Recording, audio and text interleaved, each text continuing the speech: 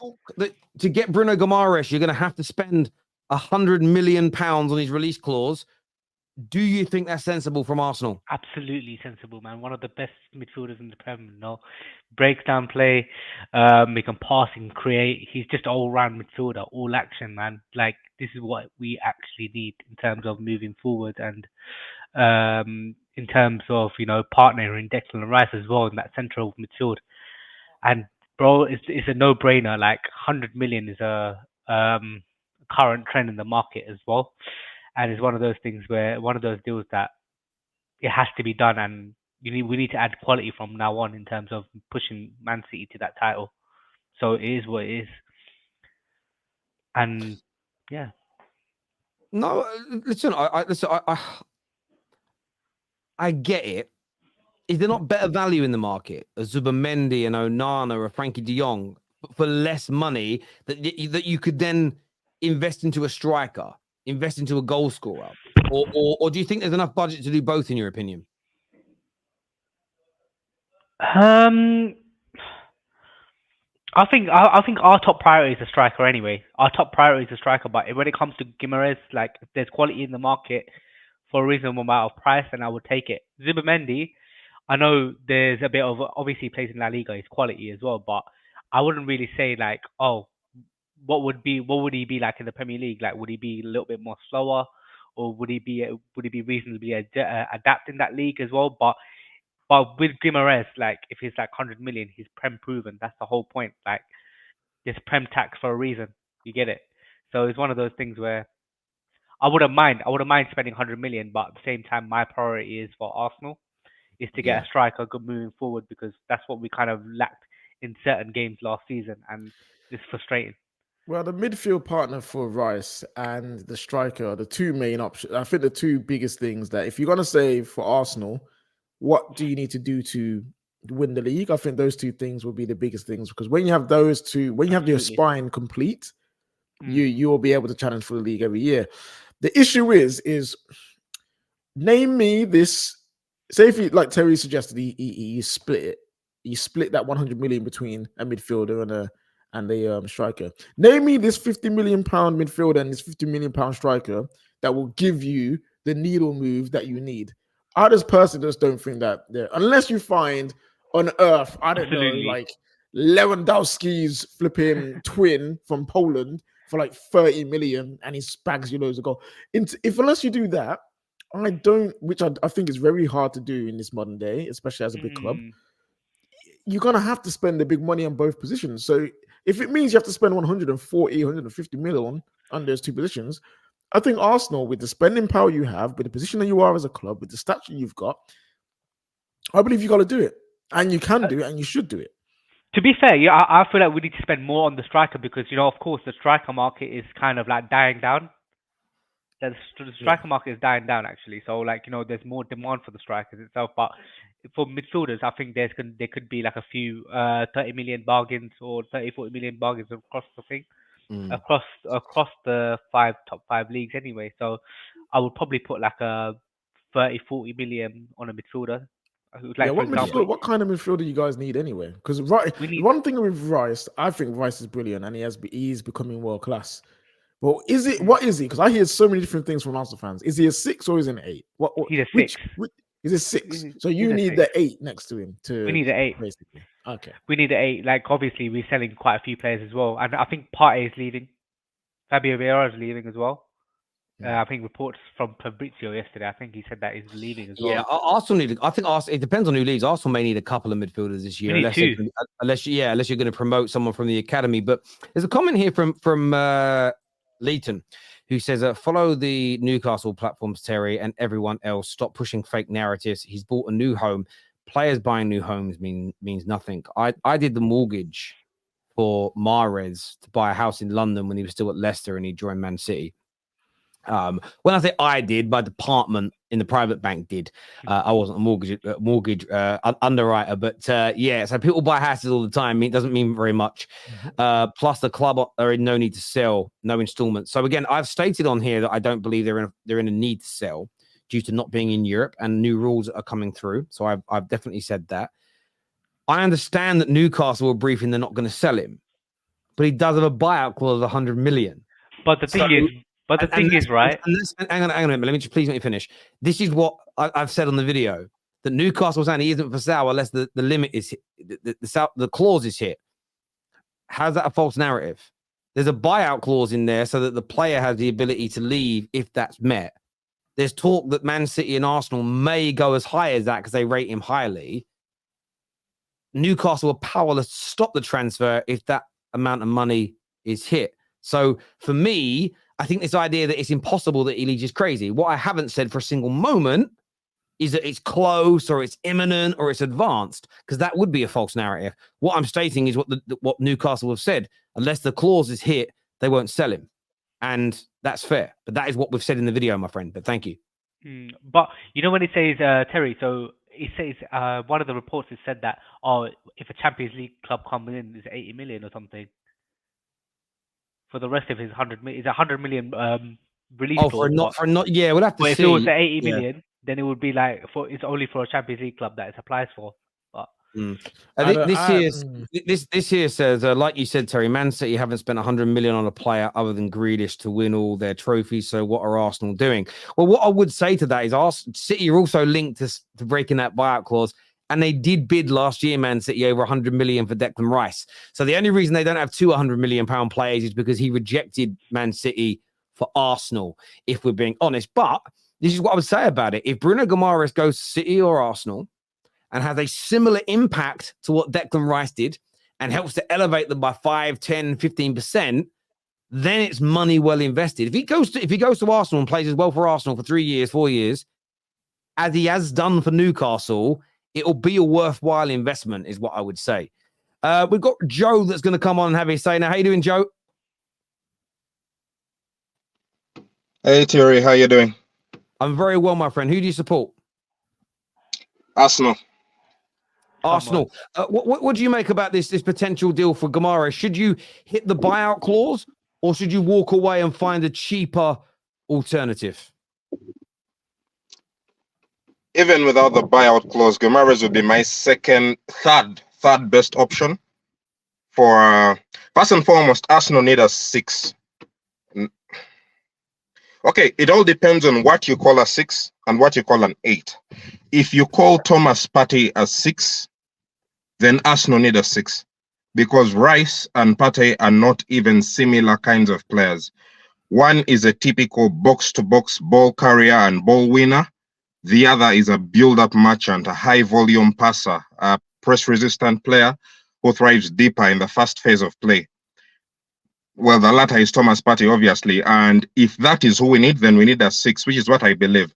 My first option would be FDJ, Frankie de Jong. I would have Kimmich as my second option, then Bruno would be the third. So even if Bruno cost 30 million, it would still be my third best option, because I feel like he strives more in the Rice role. He strives better in the Rice role than he does in the Partey role. So 100 million for Bruno, I feel like it's unnecessarily expensive if there are 2 cheaper options that are better than him at the role on the market. Yeah, listen, I can understand that. Again, a lot of this comes down to how people profile footballers. The whole conversation around 6 and 8, I find so interesting, because Claude Makelele, Michael Carrick, Jorginho and Busquets, and De Jong that was at Man City, I forget, Nigel De Jong, all played the same position, but they all did it in a different way. So you end up in a situation in football where someone might view a 6 as a Thomas Partey, and then you get a 6 that's a Jorginho. They play the same position, they just do it in a different way. And I think that, for me, is sometimes the issue when it comes to this 6 versus 8 conversation, if you get where I'm coming from. I just feel like when it comes to certain positions and roles, there's more than one way. Like, at the end, Firmino and Harry Kane are both numbered, and Haaland are all number 9s, but they all play it differently. Do you know what I'm saying? I think that's almost what happens now in football. It's because we call someone a 6, we only call them a 6, like you've said, if they all play in the same way as each other, and that's just not normal for me. But yeah, I think it's a very interesting conversation. I think Frankie de Jong would be a great bet for Arsenal. I think Frankie de Jong is absolutely, again, he's a very different type of 6, in my opinion, to a Thomas Partey. But between him and Rice, the way they can play, it's almost a case of if you had those two, you wouldn't need one of them set as a 6. You have them both playing as just, I'd call them just central midfielders, and they can both go forward and one can sit back when the other one goes forward. And they're almost both, they're so complementary of each other in that way. It would work perfectly, I think. Okay. Generally, the qualities of a player determine where he plays best. So players like Claude Makelele and Roy Keane and Nigel de Jong are the outliers for the number 6. But usually the number 6 is a ball dominant, high volume passer. I'm talking Gilberto Silva. I'm talking John Obi Michael. I'm talking Sergio Busquets. I'm talking Frankie de Jong himself. Generally, a 6 is supposed to be the best passer on his team. Before even being a ball winner, the 6 should be the best passer on his team. The 8 should be the best ball winner on his team. I'm talking Yaya Toure, Patrick Vieira, Declan Rice. Those are your typical 8. In possession, they are a ball carrier. They drive. They have a big engine. In defense, they are the best ball winner. The 6 is a distributor. And this especially applies for a ball dominant team. Think of a person like N'Golo Kante. A lot of people refer to N'Golo Kante as a 6. But the best way to know that whoever you're referring to is an 8, not a 6, is who do your eyes see the most winning the ball? If that guy is winning the ball the most, he's probably not the 6. The 6 is usually the more reserved player behind the 8. Yeah, listen, I think it's an amazing breakdown. And I think about Man United in our last good era, and Michael Carrick was certainly that 6 who was at times he was, and then you had Scholes that dropped back and did it as an example. But yeah, no, I like that breakdown, and it makes a lot of sense. And I think that for me, that's why Frankie de Jong would be an amazing option, because I think that leaves Declan Rice to be the 8 at winning the ball. Frankie de Jong, I mean, one thing about Frankie de Jong that goes under the radar is his physicality. He's not this, people talk about him like he's some kind of lightweight. I'm not saying he's Yaya Toure in terms of his strength, but he's got a good turn of pace. He's got a good half turn. He's got some speed to get away from individuals. He's almost like what you've got with Jorginho, but with more physicality. And if you added more physicality to Jorginho, you'd be looking at an absolute genius of a football player, because he could get out of more situations. But I hear you. And what about the striker options for Arsenal? What would you do in that relation to that, Joe? At this time, I wouldn't go for. Oh, he cut off. Joe, come back. Oh, he's back. He's back. Arsenal transfer budget in the midfield. Sorry, at this time, I would spend nearly the. Sorry, start again. You cut off and came back. Yeah, start that again. Sorry. All right. At this time, I would spend the brunt of the Arsenal transfer budget in the midfield, and here is why. Whichever striker you sign, think of a name. Just throw a name out there. Isak. How many more goals do you need them to add to this Arsenal team? That's the first question you ask. Let's say you're trying to get Arsenal to 100 goals. They need to add 9. Okay. Now, if you bring them in, they'll be taking playtime away from both Havertz and Jesus and probably someone on the wing. So how many goals as an individual do they need to score to still get us to 100 goals? Because if you're taking time away from Havertz and Jesus, and by extension taking time away from the wingers, that means you're probably taking 5 goals of Saka, 5 goals of Martinelli, 5 of each player. That means if this guy comes in and scores. Back. It's back. Okay. If this guy comes in and scores 20 goals a season, we're in the same place we were before we signed him. So this guy probably has to come in and score 25, 30 goals a season, and I can't think that is definitely not Alexander Isak. I wouldn't trust Victor Gyökeres to be that guy. Probably Mbappe. If it's Mbappe, then yes, we get a striker. Otherwise, I would get a winger. Nah, disagree with that. To be fair, we need to spread the cost between wingers, and we need a winger and a striker, to be honest, because Well, I know Kai Havertz is doing well at the moment, but of course we made that mistakes previously, like while we were with Wenger and stuff with Giroud, and we kind of like declined ever since then. But it's one of those things where we need a different striker to Havertz, or we need I think we need like a Gyökeres or like a Isaac or something that is a gunman at the front of goal, because in certain games against slow blocks, against like Porto, against that Newcastle, against home and Villa. away against Villa, we struggled, man. We struggled. We badly need that game changer. We need that gunman to go forward. Like, I would put as much money on a difference maker. We're one difference maker away from winning the league itself. It's one of those things. Okay, just to come in there, if you're to think of it from my perspective, how many more goals do you think you need from a striker? How many more? How many more goals from a strike from this current? Yes, than we scored right now. No, I mean, we need a 20-goal season striker. I mean, for next season itself. That's what I'm saying. But how many more? So we need 20 more goals than we scored right now. Absolutely.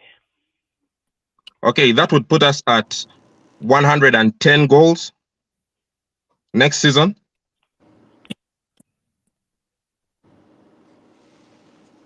And what striker can genuinely get us to that number? Genuinely. The only area that I think you may need a more prolific goal scorer in is in those games like against Bayern Munich. I don't think it's necessarily goals for the league. I think you look at the games against Bayern Munich where maybe you needed someone that can have that half chance, that quarter chance, who can drop his shoulder, beat someone and put it into the bottom corner. Alexis Sanchez. It's almost about having someone of that level. So that, for me, I don't think it's necessarily about having someone that's going to score an additional 20, 25 league goals. It's about bringing somebody in that's going to score those clutch goals in those huge games. I think that's what Arsenal need to try and develop or buy. Which is why I would choose a winger over a striker. A winger like a Rafael Leao. Or a Marcus Rashford.